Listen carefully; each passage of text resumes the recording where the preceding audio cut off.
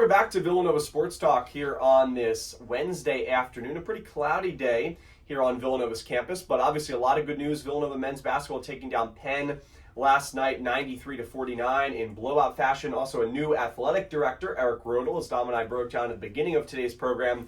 A lot to get to here on the Battle of the Blue 90-minute special edition. Again, if you're just joining us at 1 p.m., Ryan Fannin of Villanova Sports Network will join us to preview Villanova versus Delaware. Before we start talking about football, we're going to end our basketball discussion with Villanova women's basketball as the Cats get ready to take on the Penn Quakers tonight. So kind of the second night of this back-to-back for Villanova versus Penn in basketball. And the Wildcats, Dom, before we get into everything going on with tonight's game against Penn at 7 p.m. Let's start with the game against Columbia kind of quickly. Our final thoughts, 68-67 win for Villanova. The Wildcats scored 30 points in the second quarter alone of this game. But in the fourth quarter, they scored just 7 points. And Columbia had a beautiful chance at the end of the game to try to win this ball game and steal out a victory over the Cats. But Villanova held on for dear life and picked up their second win of the season against a very gritty Columbia team. Came into the Fin undefeated on Saturday. But really, Dom, I want to start in two directions here. First, I want to start with Maddie Burke. 17 points to lead all scorers in this game for the Wildcats. Was 6 for 9 from the field in 22 minutes. And, you know, we talked about Villanova's going to need some other contributors to step up for this Wildcats program. And Maddie Burke coming off the bench, we've talked about how the potential is there. She just really hasn't been able to put it together yet. And hopefully this is the start of a nice foundation. She also had 10 rebounds in this game. Now, she did play a good amount of minutes. Now, something you'll notice that Laura Edmondson kind of slotted into that starting lineup role. She played pretty well, so Villanova went with a little bit more size there. But Burke did a really nice job to lead the bench because Caitlin Oriole has really struggled to begin her 2024-25 season.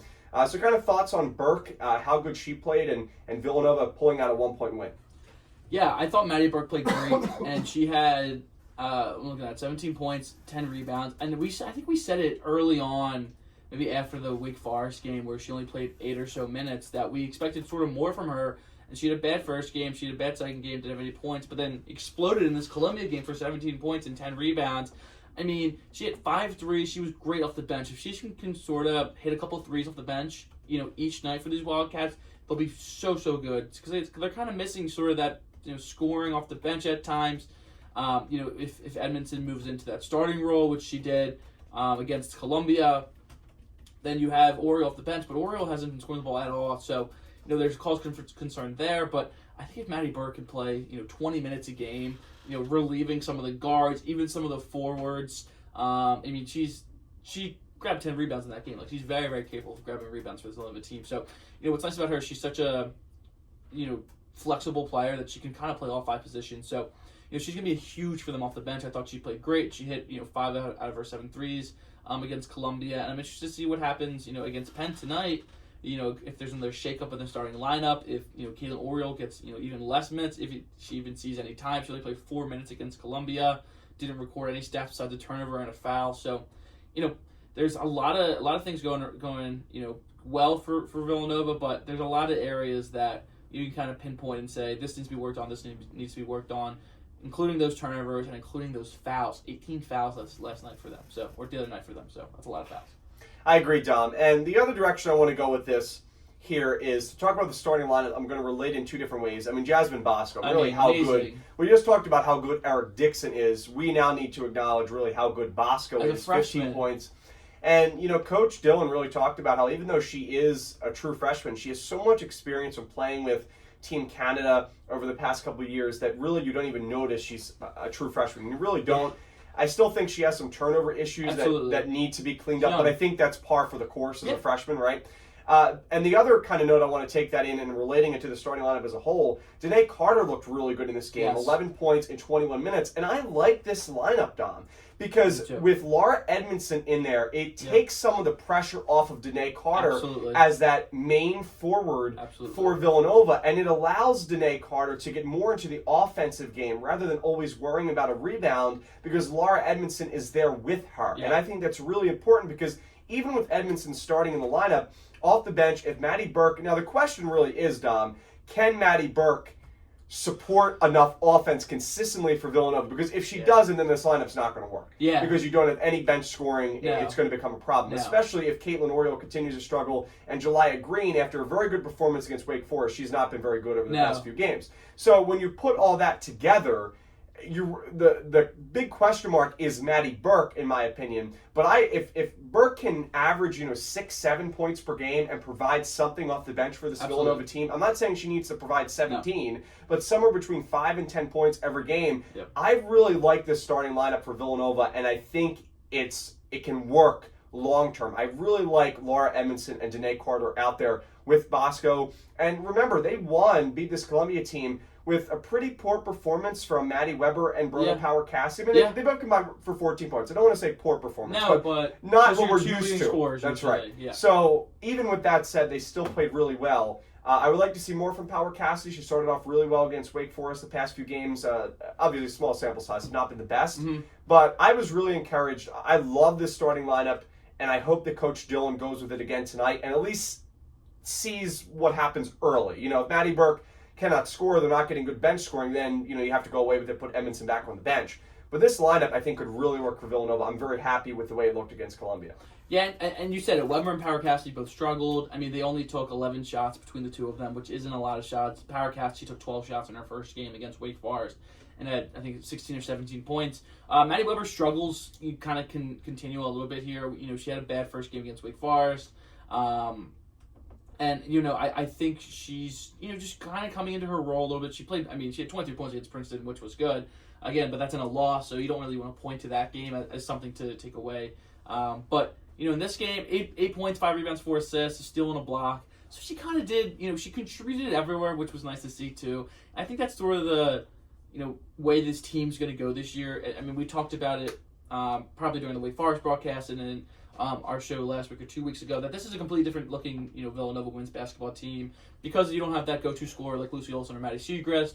You sort of have a scoring by community now, which I think is going to turn out pretty well. And after 3 games, a tough loss to Princeton, which I think was a game they probably could have won. But Princeton's very, very good collegiate basketball team. Absolutely, they made the tournament last year. But I think Power Cassidy and Weber struggled, but you saw Burke step up. You saw Bosco step up. Edmondson scored 9 points in every single game this year, which has been fantastic. And then Danae Carter, if she can get 11 points and 6 rebounds every game, we will take that every time. She just needs to, be a body in there that, limits the, big players from the other team. And she did that. And I think her and Edmondson are a really, really great duo. I agree, and I'm excited to see how it looks tonight against a Penn team. When you look at their rebounding, they can rebound the ball a little bit. 36, 37 rebounds per game. Katie Collins has done a really nice job for the Quakers.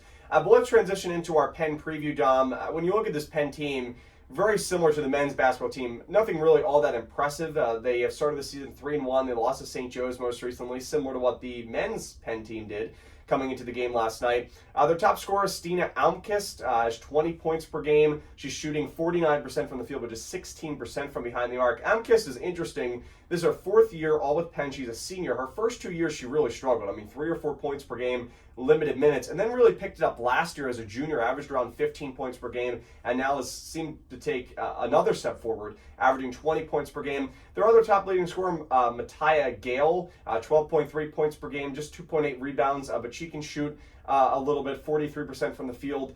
She's a sophomore. She had a really great first year last year with Penn, averaged around 14, 15 points per game out of the gate. She struggled a little bit to begin the season, maybe a little Maddie Weber-esque in a way, a little bit of a struggle to start the sophomore season for Gale, but she's a really good player. But really after that, Katie Collins could score a little bit. She can rebound the ball really well, can Katie Collins. But after that, there's a big drop-off between Katie Collins, who's a 3rd leading scorer, averaging 9.5 points per game, and then Abby Sharp, who's averaging just 4.8 points per game and playing just 11 minutes per game. So a big drop-off. Their starting lineup is not very strong, Penn. They're averaging 63.8 points per game coming into this one.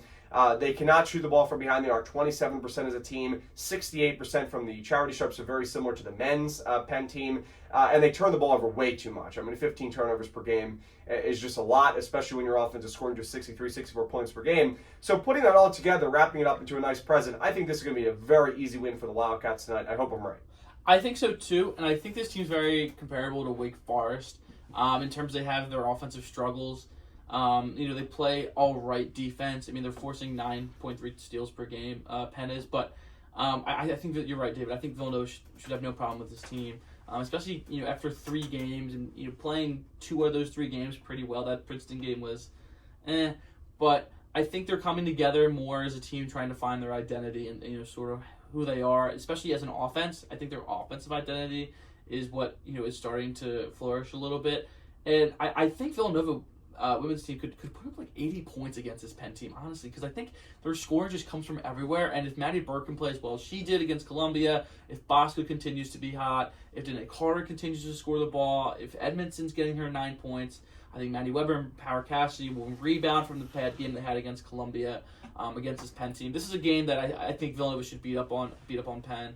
And I'm interested to see how the starting lineup goes. But like you said, David, this Penn team, nothing really stands out to you. 36.5 rebounds per game is the one thing I would look at. They have two players that do average more than 8 rebounds per game, so that's the one area I would look out for. But I think if Edmondson starts and Carter starts, they should be able to sort of neutralize the big rebounders for these Penn Quakers.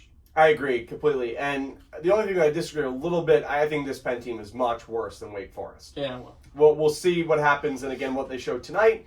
But definitely not impressed in their first 4 games. In terms of the other games on the schedule, like we talked about the St. Joe's loss.